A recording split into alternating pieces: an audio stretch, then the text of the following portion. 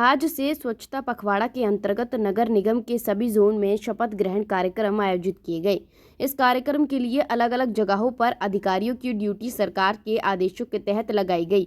बता दें कि हरियाणा सरकार द्वारा 1 जून से 21 जून 2025 तक स्वच्छता पखवाड़ा का आयोजन किया जा रहा है।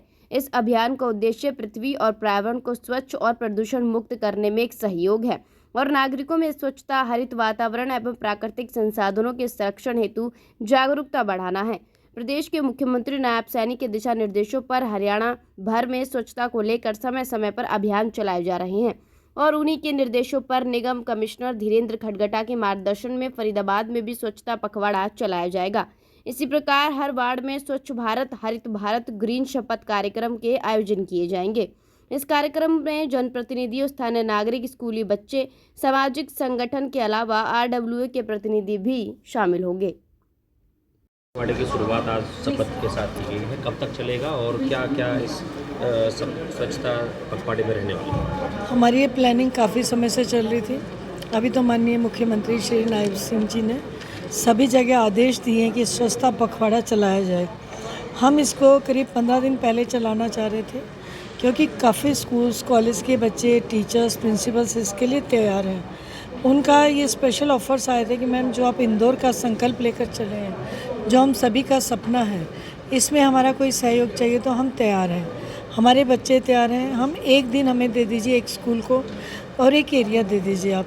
लेकिन अभी लू की प्रकोप बढ़ गया था बीच में, आपको मालूम है। तो माननीय DC साहब की तरफ से एक सर्कुलर निकला कि सुबह 10 से 4 के बीच में हमारे नागरिक बिना आवश्यकता के बाहर ना निकले, क्योंकि हीट वेव के कारण बीमारियां तो थी ही, लू भी लग रही थी काफ़ी लोगों को, तो इसलिए हमने इसको एक्सटेंड कर दिया था।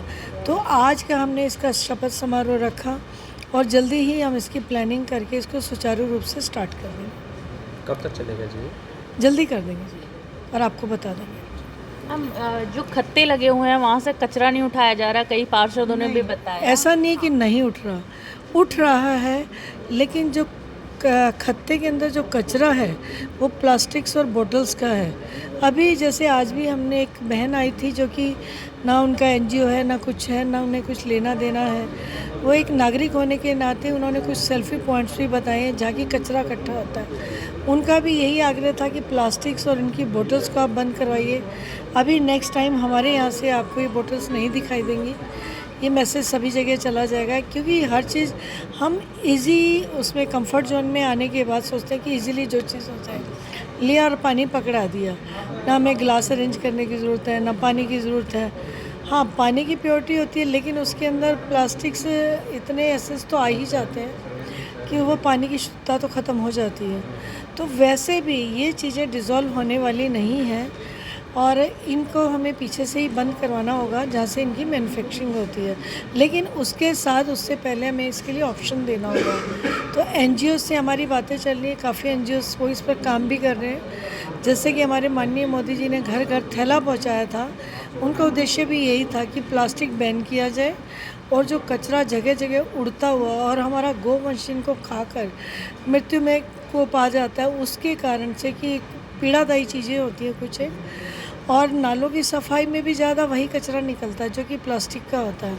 तो जब तक हम इस पर कंट्रोल नहीं करेंगे तो आगे सफाई अभियान में भी दिक्कत आएगी।